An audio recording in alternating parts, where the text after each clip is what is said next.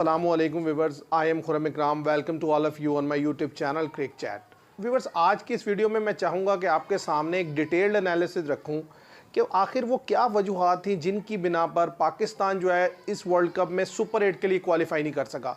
तो मैंने काफ़ी रिसर्च कर 10 ऐसी रीज़न्स फाइंड आउट की हैं जिसकी वजह से पाकिस्तान जो है सुपर 8 में क्वालिफाई नहीं कर सका, और ये मैं आपके सामने रखूंगा। आप इस वीडियो को पूरा एंड तक देखिए। मैं पूरी उम्मीद करता हूं कि आप मुझसे एग्री करेंगे कि वाकई ये प्रॉब्लम पाकिस्तान की टीम के साथ रही।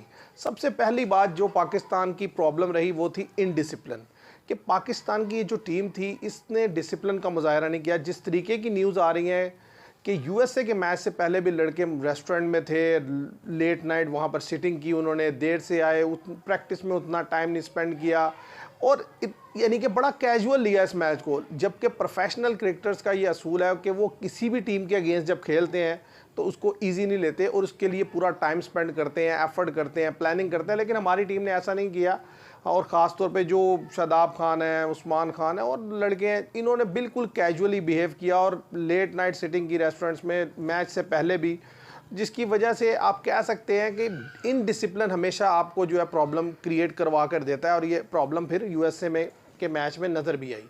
तो मेरे लिहाज से नंबर 1 रीज़न एक तो ये है।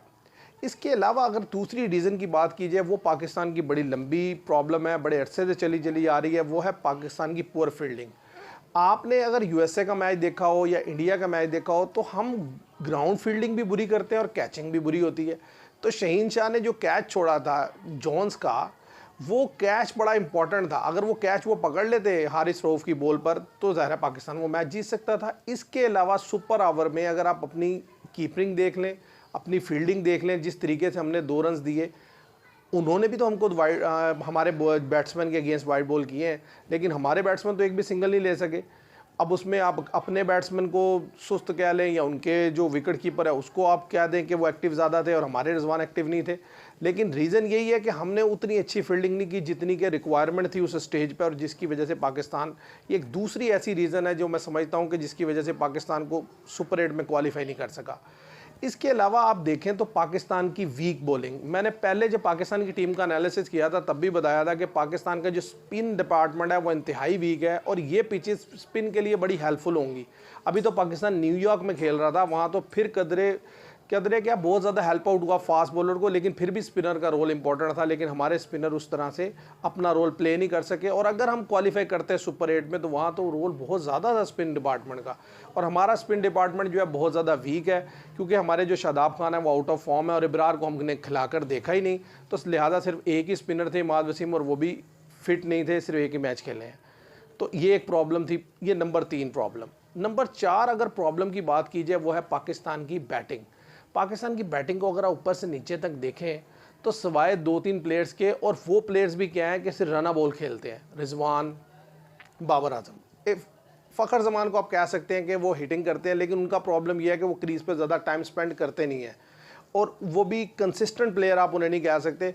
किसी किसी मैच में वो रन्स करते हैं, 10 मैच खेलेंगे तो 2 में रन्स कर देंगे, और उसके अलावा जो मिडल ऑर्डर है वो सारा फ्लॉप है आपका, और बिल्कुल ही फजूल किस्म का मिडल ऑर्डर है। तो बैटिंग इंतहाई प्रॉब्लमेटिक थी, जिसकी वजह से पाकिस्तान जो है क्वालिफाई नहीं कर सका सुपर 8 में। तो ये रीज़न नंबर 4 थी व्यूवर, जिसकी वजह से पाकिस्तान क्वालिफाई नहीं कर सका। अब एक और इम्पॉर्टेंट चीज़ जिसकी तरफ मैं आपकी तवज्जो दिलवाना चाहता हूँ वो है लैक ऑफ गेम अवेयरनेस। हमारे लड़कों को गेम अवेयरनेस नहीं है। हम मैच में जब इन हो जाते हैं, जब मैच बना लेते हैं, जब हम दूसरे पर डोमिनेट कर रहे होते हैं, तो एन उसी वक्त हम कोई ऐसी मिस्टेक करते हैं, कोई ऐसी हरकत करते हैं कि हमारी टीम नीचे चली जाती है और दूसरी टीम हम पर हावी हो जाती है। जैसा कि हमने यूएसए के मैच में भी की, कि यूएसए के मैच में एक दफ़ा बैटिंग में जब हम हावी हुए, शादाब और बाबर आजम ने 93 कर लिया 13 ओवर्स में, और 4 विकेट डाउन थे। वो मैच उस टाइम हमें रिक्वायरमेंट थी कि हम इसको इनिंग्स को कैरी ऑन करें और एक अच्छा टोटल बोर्ड पे लगाएं, लेकिन वहाँ पर हमने अपनी 2 विकेटें लूज़ की और फिर नीचे चले गए। ऐसे ही अगर बॉलिंग की बात की जाए तो बॉलिंग में भी जहाँ पर आमिर ने सेकंड लास्ट ओवर करके 21 जब चाहिए था 2 ओवर में, और उसने अच्छा ओवर करके लास्ट ओवर के लिए 15 रन बचा लिए, तो अब जो चांस था वो रऊफ़ के पास था कि वो उसे डिफेंड कर लेता, लेकिन हमने वहाँ पर जाकर फिर गलत फील्डिंग सेटिंग की, कुछ कैप्टनसी की गलतियां थी और हमने मैच वहाँ लूज़ किया। फिर इसी तरीके से जो सुपर ओवर में मैच गया वहाँ भी हमने जो है गेम अवेयरनेस का सबूत नहीं दिया कि हमें ये पता ही नहीं कि जब एक लेफ्ट आर्म बॉलर बॉल कर रहा है तो उसके सामने किसी लेफ्ट हैंडेड को होना चाहिए, वो ज़्यादा बेहतर हिट कर सकेगा। तो ये इसे मैं तो ये समझता हूँ कि लैक ऑफ गेम अवेयरनेस, ये number 5 reason. Number 6 reason viewers मैं समझता हूँ कि लैक ऑफ प्रैक्टिस। आप ये देखें कि पिछले इतने अरसे में हमने जो मैचेस खेले हैं वो किन टीम्स के अगेंस्ट खेले हैं। हमने न्यूजीलैंड की सी टीम के अगेंस्ट मैचेस खेले, हमने आयरलैंड के अगेंस्ट खेले, हमने इंग्लैंड के अगेंस्ट 4 T20 खेले थे, 2 बारिश की नज़र हो गए और 2 खेले। लेकिन अगर आप देखें दूसरी टीम्स को, उनके सारे लड़के आईपीएल खेल रहे थे और आईपीएल में एक टीम 14-14 मैच खेलती है, इसके अलावा प्रैक्टिस सेशन अलहदा से होते हैं। तो हमारे लड़कों के पास उतनी प्रैक्टिस नहीं थी। हम इसके अलावा जो इम्पोर्टेंट बात है कि आप देखें हमारी टीम वार्म अप मैच खेलने वेस्ट इंडीज़ नहीं गई या न्यूयॉर्क नहीं गई। इंडिया इतनी प्रैक्टिस करने के बावजूद, आईपीएल खेलने के बावजूद, उसके सारे लड़के जो थे फुल खेले हुए थे, लेकिन इसके बावजूद वो गए और पहले पहुंचे और जाकर उन्होंने वहाँ पर वार्म अप मैच खेला। हमने बिल्कुल कैजुअल लिया कि भी हमें जैसे प्लेइंग कंडीशन का पहले से पता है। हालांकि होना ये चाहिए था कि पाकिस्तान को प्रैक्टिस के लिए वेस्ट इंडीज़ के साथ टूर रखना चाहिए था, ताकि पाकिस्तान वहाँ भी जाता या न्यूयॉर्क यूएसए के साथ टूर रख लेते या यूएसए जाके कम से कम वार्म अप मैच तो खेलते। तो मैं ये समझता हूँ कि एक तो ये लैक ऑफ प्रैक्टिस है, क्योंकि मैं ये देख रहा हूँ कि पिछले काफ़ी अर्से से हमारी टीम को उस तरीके से मैचेस नहीं मिलते जिस तरीके से दूसरी टीम्स को मिलते हैं, और फिर जो मिलते हैं उसको भी हमारे जो टॉप ऑर्डर के जो मेन प्लेयर हैं वो यूटिलाइज़ कर लेते हैं और नीचे जो लड़के उनको चांस नहीं देते। तो ये भी एक रीज़न है। इसी तरीके से एक रीज़न है पाकिस्तान में, वो क्या है नंबर 7 जिसमें मैं रखता हूँ, वो है ग्रुपिंग।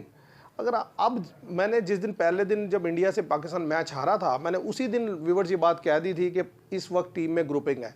आज बाकी जो बड़े बड़े एनालिस्ट हैं, चाहे वो बासित अली हों, कामरान अकमल हो, और भी जो प्लेयर्स हैं, वो सब इस बात को एडमिट कर रहे हैं कि पाकिस्तान की टीम में ग्रुपिंग अब नज़र आना शुरू हो गई है वाज़े। क्योंकि हमने भी मैच देखा, उसमें क्लियर कट पता चलता है जिस तरीके की बाबर आजम ने वो जिस तरीके की शॉट खेली, रिजवान ने जिस तरीके की शॉट खेली, फ़खर जमान ने, और जिस तरीके की बॉलिंग करवाई गई यूएसए के अगेंस्ट, इन सारी चीज़ों से पता चलता है कि टीम में ग्रुपिंग है। तो ये व्यूअर्स, ये ग्रुपिंग एक ऐसी वजह है जिसकी वजह से पाकिस्तान सुपर 8 में क्वालिफाई नहीं कर सका। तो मैंने 7 रीज़न्स अभी तक आपके सामने रखी हैं। अगर नंबर 8 की बात की जाए व्यूअर्स, तो वो है हमारा, अब ये थोड़ी लॉन्ग टर्म है, ये कोई आज की नहीं है, वो है हमारा वीक डोमेस्टिक स्ट्रक्चर। हमारे पास जो डोमेस्टिक स्ट्रक्चर है वो इतना ज़बरदस्त नहीं है जितना कि इंडिया का है। अब उस वीक डोमेस्टिक स्ट्रक्चर से हमारे पास जो प्लेयर आ रहे हैं वो उस क्वालिटी के नहीं आ रहे जिस क्वालिटी की रिक्वायरमेंट है, जो कंपटीशन के लिए रिक्वायर्ड है इंटरनेशनल स्टेज पर। तो हमें अपना इंफ्रास्ट्रक्चर डोमेस्टिक लेवल पे बेहतर करना होगा। ये लॉन्ग टर्म काम है, इसके लिए एफर्ट लगेगी, टाइम लगेगा, लेकिन इसे ठीक किए बिना आप लॉन्ग टर्म में अच्छी परफॉर्मेंस नहीं दे सकते। इस तरीके से अब यही है, कभी अच्छा करेंगे, कभी बुरा करेंगे, ज़्यादा बुरा करेंगे, अच्छा कम ही करेंगे। तो ये एक जो है ना डोमेस्टिक का प्रॉब्लम। इसके अलावा एक प्रॉब्लम व्यूवर्स जो मैं समझता हूँ वो है पाकिस्तान में मेरिट का कत्लेआम। हम मेरिट पे प्लेयर सेलेक्ट नहीं करते। एक प्लेयर को पीएसएल से सिर्फ इसलिए लेते हैं, उस्मान खान को, कि उसने पीएसएल में रन्स किए, और वहीं पे उसामा मीर जो स्पिन बॉलर है जिसने पीएसएल में सबसे ज़्यादा विकेट ली, उसको हम साइड पे कर देते हैं। तो हमें खुद नहीं पता कि हमने किस जो फार्मूले को फॉलो कर कर प्लेयर सेलेक्ट करने हैं। अब बात यह है कि आप जब वेस्ट इंडीज़ जा रहे हैं तो आपको पता होना चाहिए कि भाई ये लड़के जो जा रहे हैं आपके साथ, ये मिडिल ऑर्डर में, ये वहाँ पर नहीं चल सकेंगे, उन पिचेस पर, उन जगहों पर इनकी पास वो एक्सपीरियंस ही नहीं है।